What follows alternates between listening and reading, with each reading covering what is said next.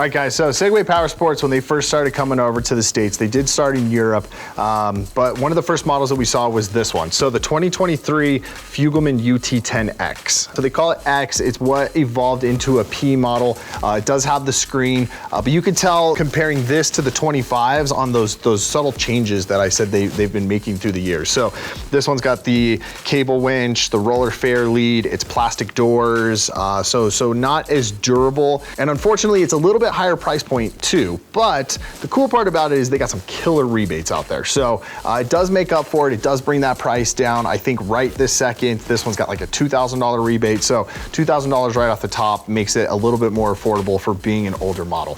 The color schemes, the greens, the blacks, the whites, the reds, all of that we had seen before. So like I said, this is kind of their entry point to the US market, which is a great machine. It is a 1000cc motor. It is the same with things we were seeing in the UT10s. They're just calling them Fugleman, so slight name change through the years as well. But great model. We do have a few left, so click the link below, see if we have some more. This might be the perfect vehicle for you.